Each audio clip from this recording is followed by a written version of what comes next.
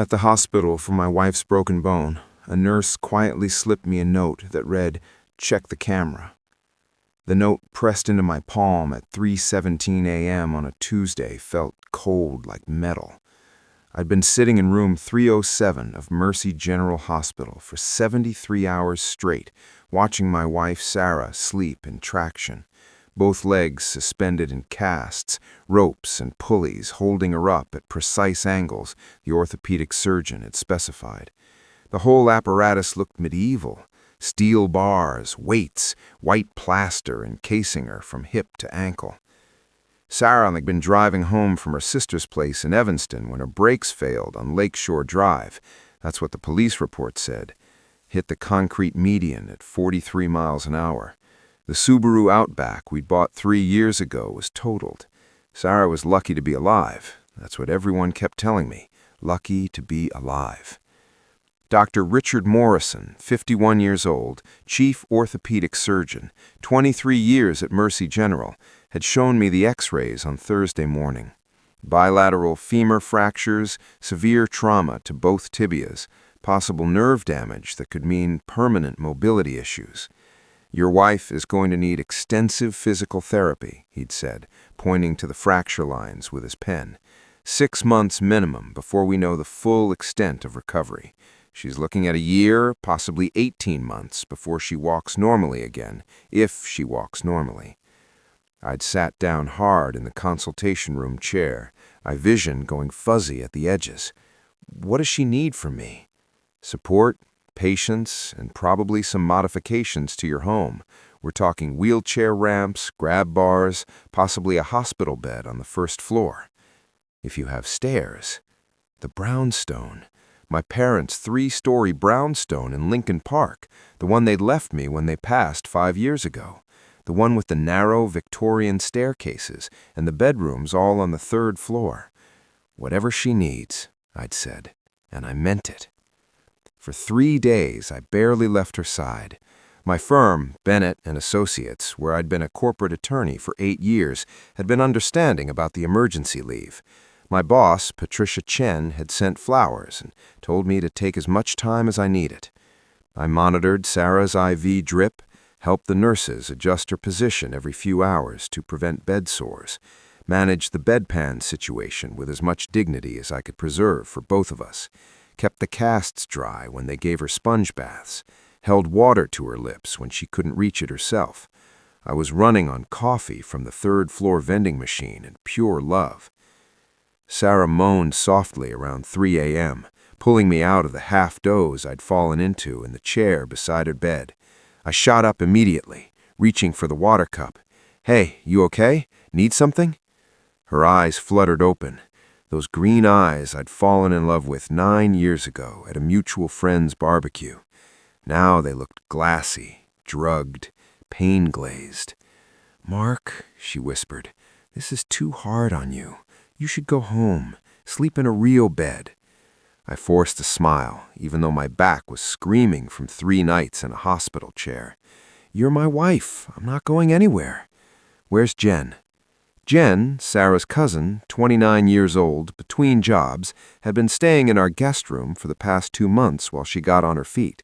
She'd been helpful since the accident, running errands, bringing food, handling paperwork with the insurance company. "She went back to the house to make you that lentil soup you like," I said. "She'll bring it tomorrow morning." Sarah nodded weakly and closed her eyes again. The door opened. Emily Chen, head nurse on the overnight shift, 42 years old, had worked at Mercy General for 19 years, according to her ID badge, rolled in with her medication cart. She'd been looking at me strangely for the past 2 days. Not suspicious exactly, more like she'd decided something but kept swallowing it back, like she wanted to say something but couldn't figure out how. "Mr. Hayes," she said quietly, "time for Mrs. Hayes's medication." I stood up, stretching my back, moved away from the bed to give her room to work. Emily checked Sarah's vitals with sharp efficiency, temperature, blood pressure, pulse ox. Then she examined the casts, running her fingers along the edges, checking for swelling or discoloration. Her movements were practiced, professional, but her eyes kept flicking at me. Then she turned. "Mr. Hayes, could you do me a favor? We're running low on saline bags on this floor. Could you grab 2 from the main nurses' station? 3rd floor, east wing?" Odd request. Nurses usually restock their own supplies, but I was too tired to question it. Sure, no problem.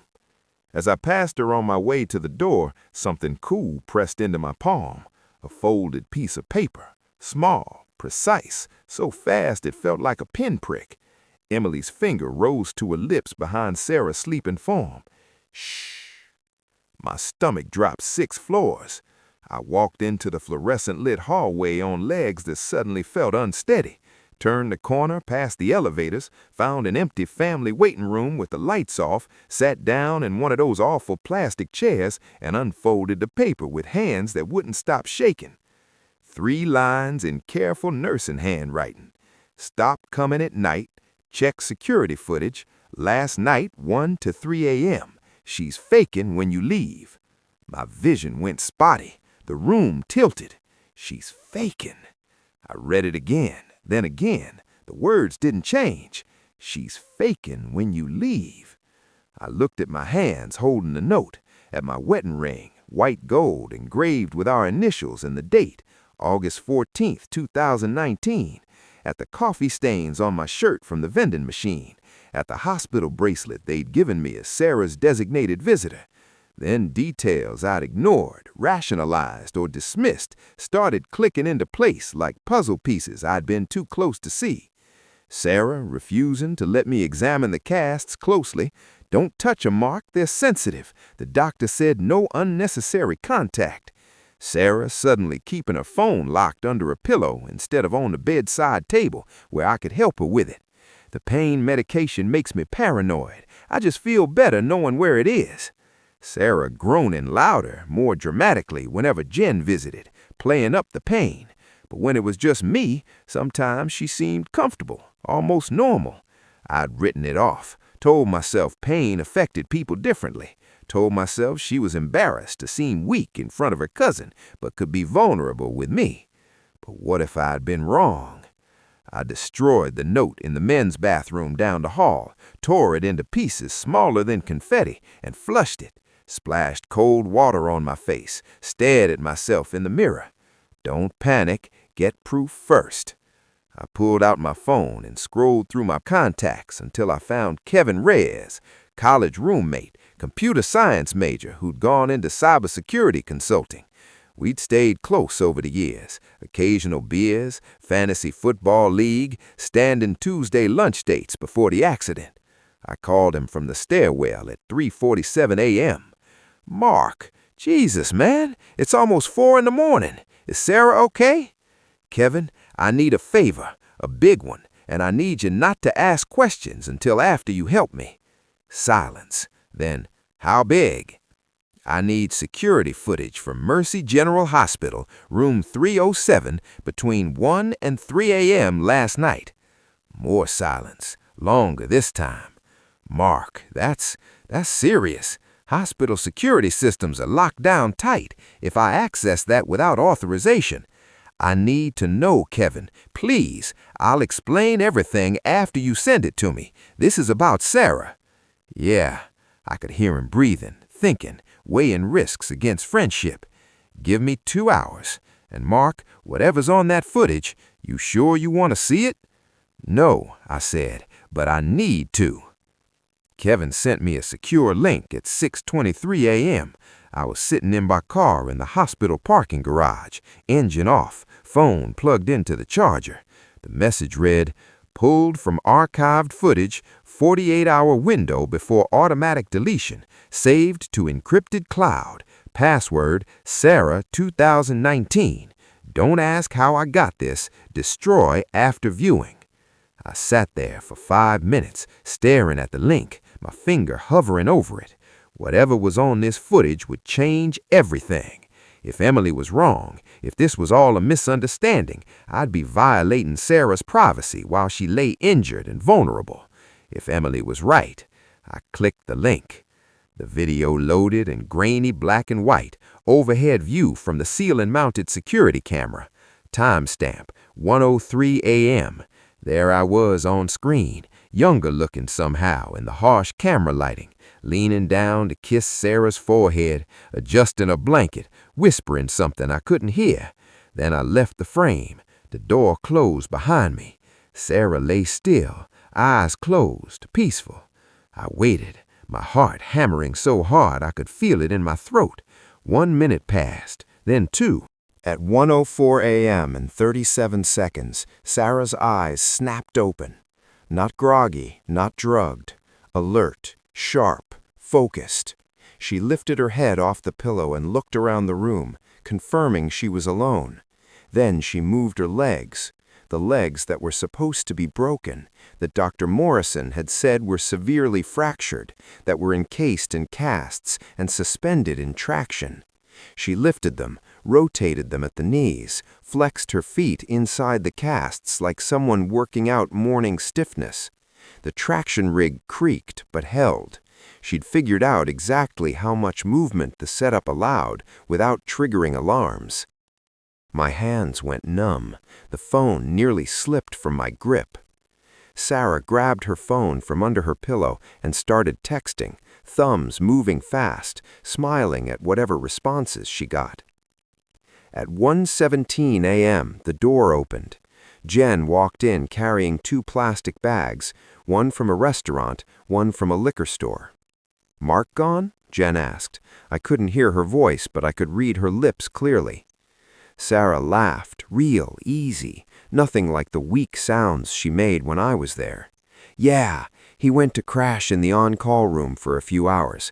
God, I was starving."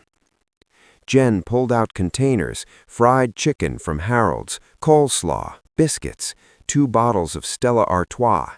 They ate, talked, laughed like they were having a girls' night instead of sitting in a hospital room where Sarah was supposedly recovering from catastrophic injuries. I watched the timer, 1:23, 1:41. At 1:47 a.m., their body language changed. They leaned closer together. Jen pulled out her phone and showed Sarah something on the screen. Sarah wiped chicken grease from her fingers with a napkin and nodded, said something that made Jen grin.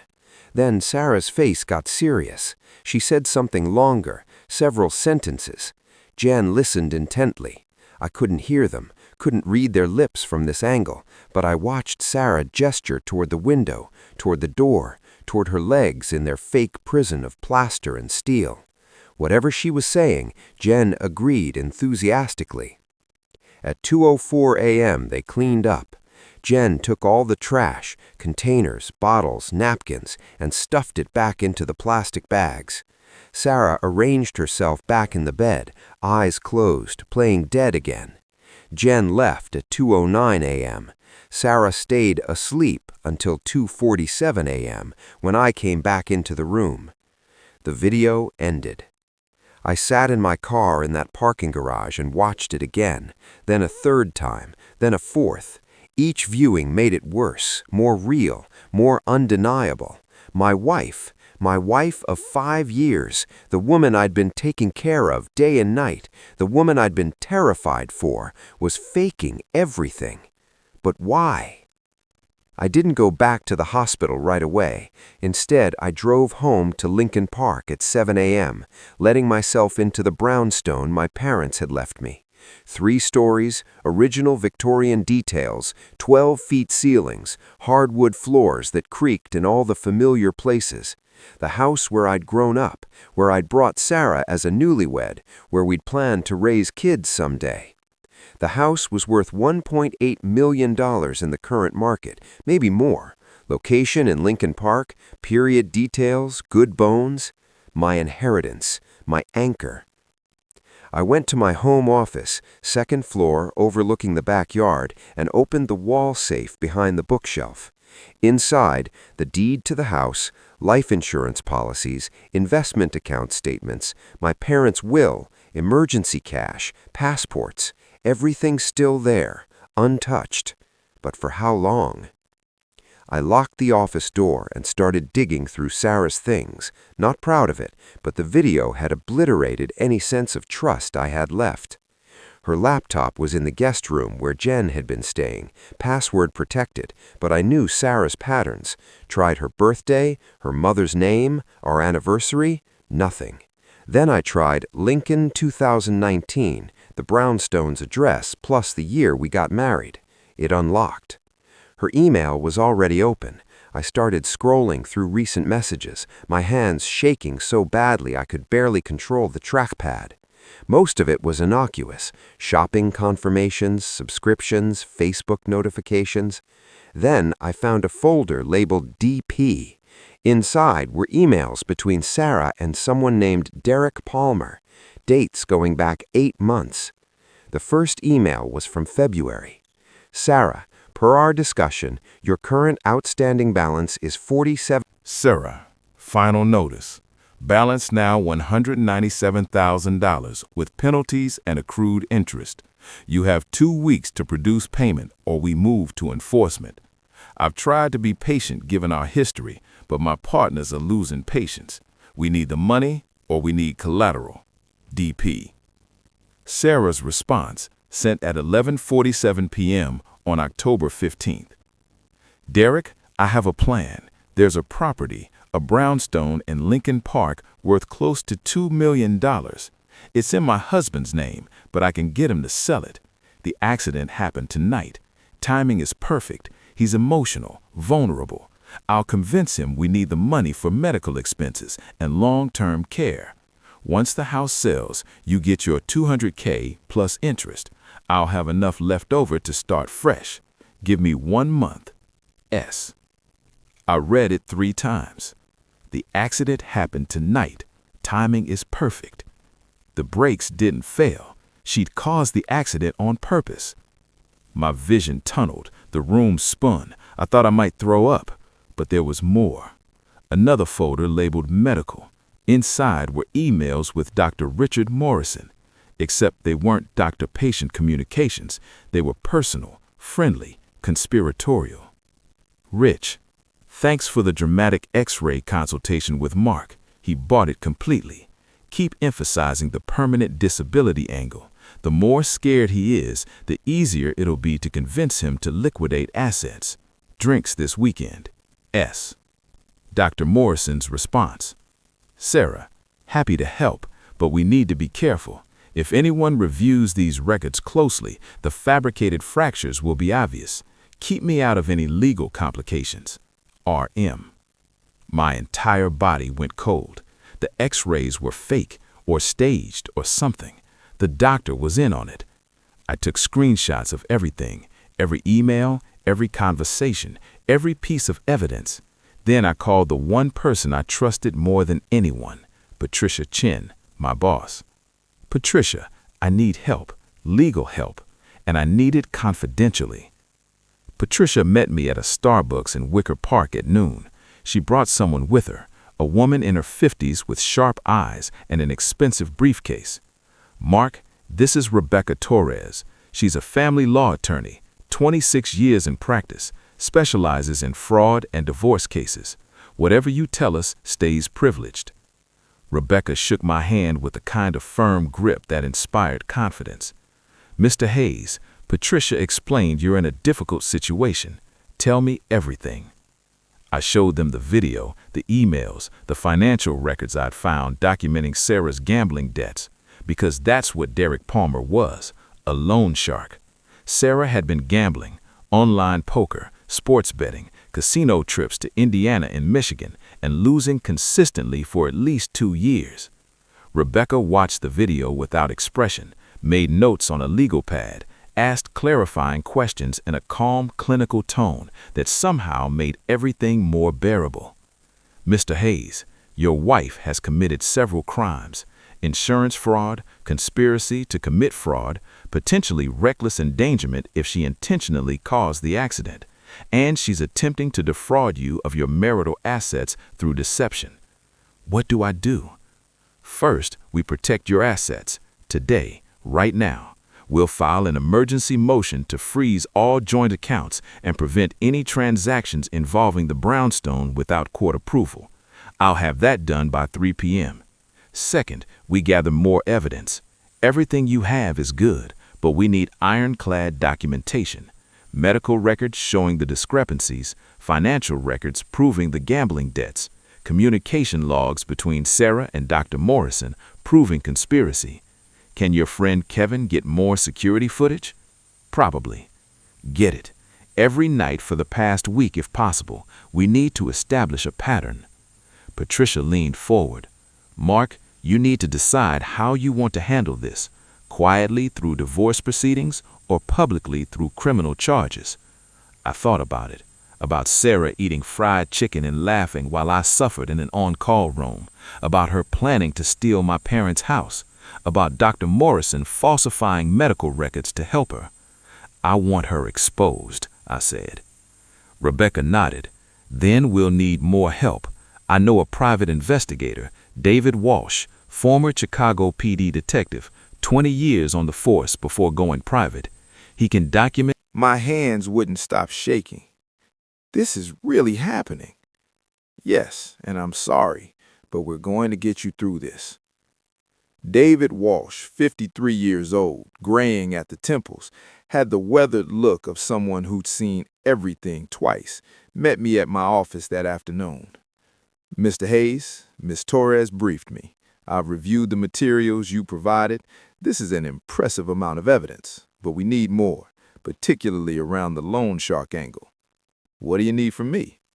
Access to your wife's phone records, email archives, any communication between her and Derek Palmer. I'll also need to establish surveillance watch, who visits her at the hospital, track their movements, identify Palmer's operation. Isn't that illegal? David smiled without humor.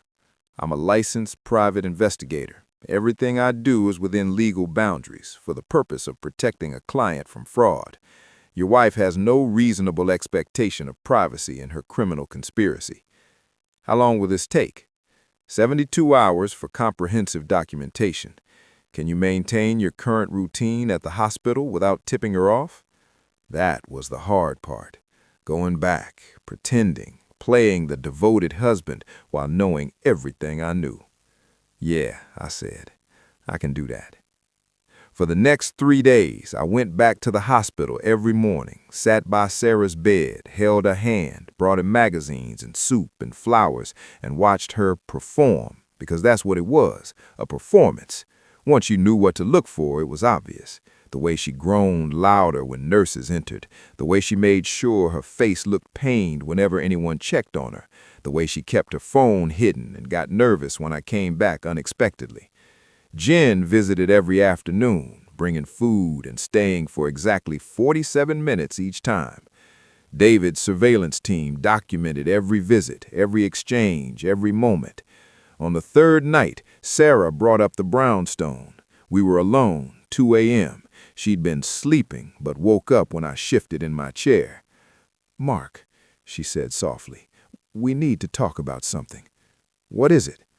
"Dr. Morrison was honest with me today about my prognosis." Her voice trembled, performance-level trembling. "It's worse than he told you. He didn't want to scare you, but I made him give me the truth." My stomach tightened. "How much worse?" "I might never walk normally again, might need a wheelchair permanently, definitely need a first-floor bedroom, extensive modifications to the house, full-time care for at least 6 months. She trailed off, tears sliding down her cheeks. Real tears. Impressive. The medical bills are already over $180,000. Insurance is capped at $100,000 for the year. Dr. Morrison is recommending specialists, experimental treatments. We're looking at another $200,000 minimum, probably more. "Sarah, I know what you're going to say. We'll figure it out." "But Mark, we don't have that kind of money. Your salary covers our lifestyle, but not medical catastrophe. My job won't hold my position for more than 3 months. We'll lose my income and the debt." She looked at me with those green eyes now wet with calculated tears. "We need to sell the brownstone." There it was. "The brownstone," I repeated. "I know how much it means to you, your parents, your childhood, everything. But Mark, we're talking about my life, my mobility, our future. That house is worth almost $2 million. We could sell it, pay off the medical expenses, buy something smaller and more accessible, and still have money left over for whatever comes next. She grabbed my hand. Please, I need you to think about this. Really think about it. I looked down at our joined hands, at her wedding ring matching mine, at the IV line still taped to her arm even though she didn't need it. I'll think about it, I said. David Walsh called me at 6 a.m. the next day. We have everything, complete documentation. Derek Palmer is exactly who we thought.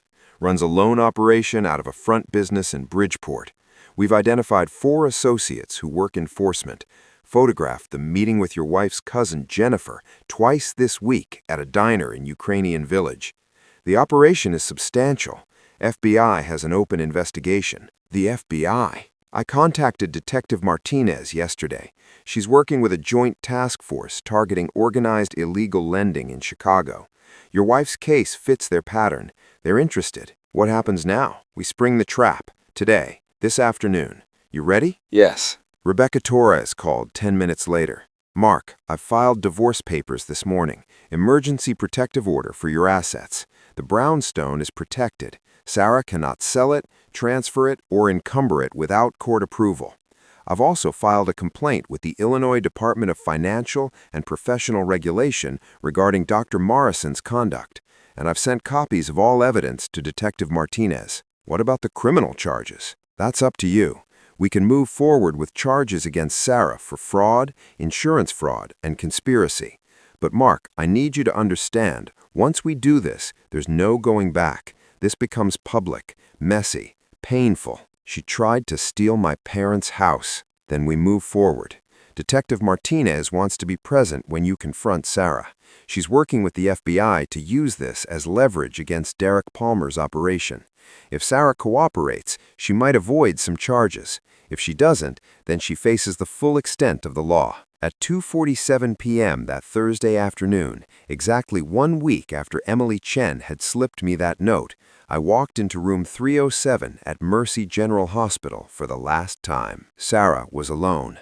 Jen had left 20 minutes earlier, documented by David's surveillance team. Mark, you're early. Is everything okay? Actually, we need to talk. About the brownstone, about your medical expenses, about everything. She tried to sit up straighter, wincing dramatically.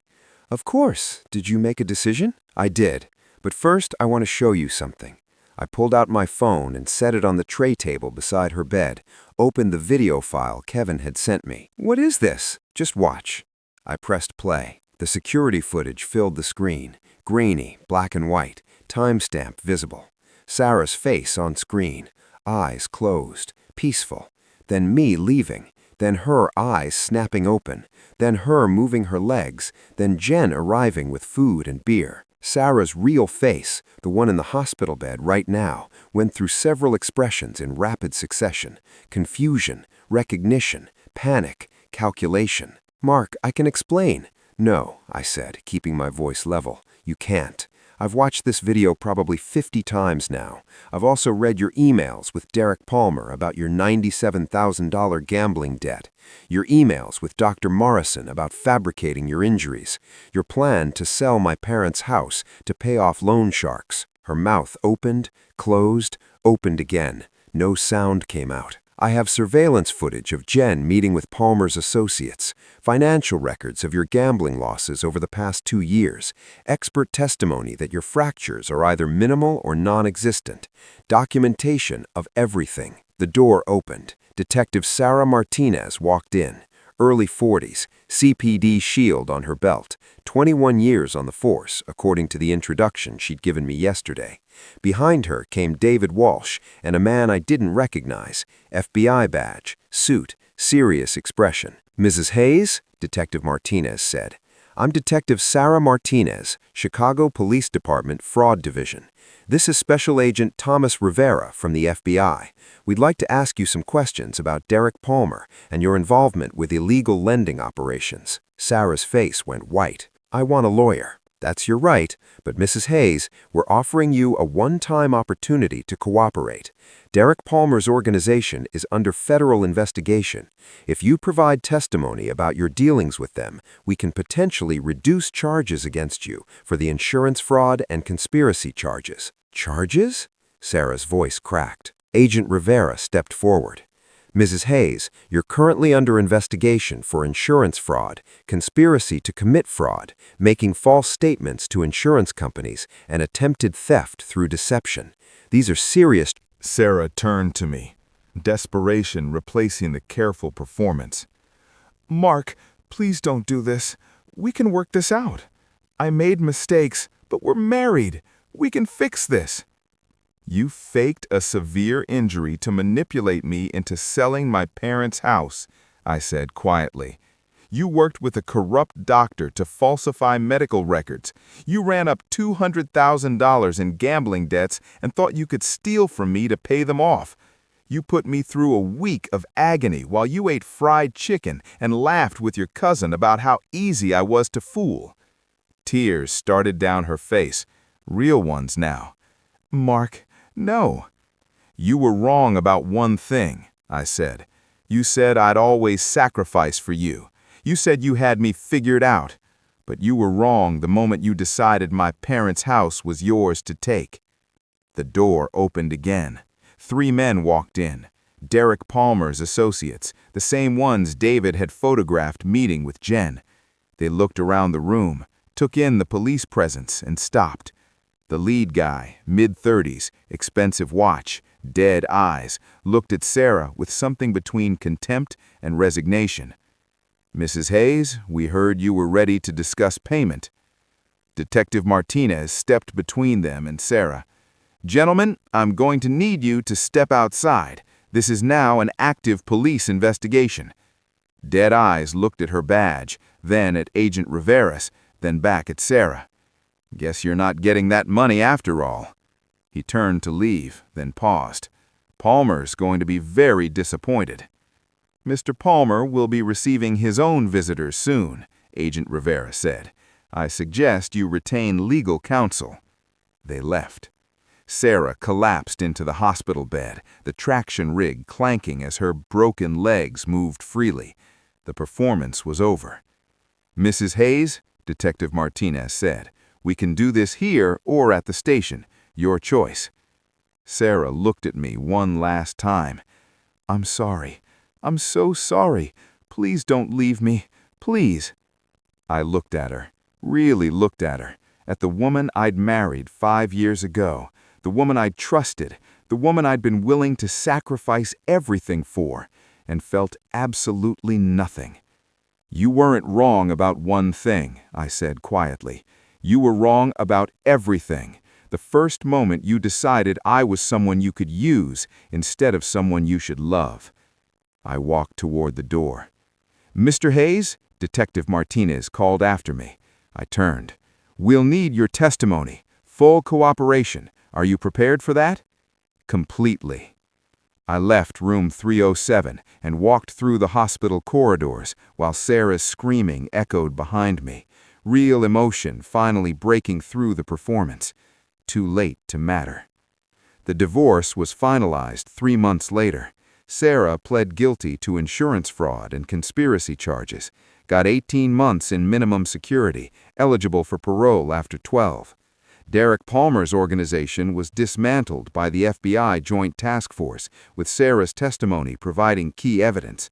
Dr. Richard Morrison lost his medical license. State Medical Board found him guilty of falsifying medical records and conspiracy to commit fraud. He's fighting the decision in appeals court, but his career is over. Jennifer Chen, Sarah's cousin, was charged as an accessory. The brownstone is still mine. I still live there, though I'm looking at selling it eventually. Too many memories, good ones and bad ones, mixed together until I can't tell them apart anymore. Patricia Chen helped me through the worst of it. So did Kevin, who felt guilty about helping me find the truth, even though it broke my life apart. You deserve to know, I told him over beers last week. If I'd stayed blind, I'd have lost everything. At least now, I lost her, but kept myself. Emily Chen, the nurse who started all of this with a folded note at 3:17 a.m., called me last month. "Mr. Hayes, I wanted to check on you, make sure you were okay." "I am, thanks to you." "I almost didn't give you that note. Thought maybe it wasn't my place. Maybe it would make things worse." "It made things true. That's different than worse." She was quiet for a moment. "I'm glad you're okay. Your wife, ex-wife, she fooled a lot of people. But once I started paying attention to the patterns, to how she behaved when you weren't there versus when you were, I couldn't stay silent." "You saved me. Thank you." "You saved yourself, Mr. Hayes. I just gave you the tools."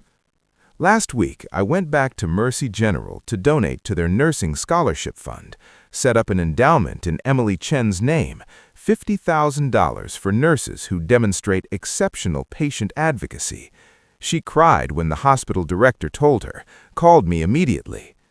"Mr. Hayes, you didn't have to. You changed my life with 3 lines on a piece of paper. This is the least I can do." I think about Sarah sometimes, about the woman I thought I'd married versus the woman who tried to destroy me, about how close I came to losing everything because I trusted too completely. But mostly, I think about that moment at 3:17 a.m. when Emily Chen slipped that note into my palm and changed everything. Check the camera. 3 words that saved my life.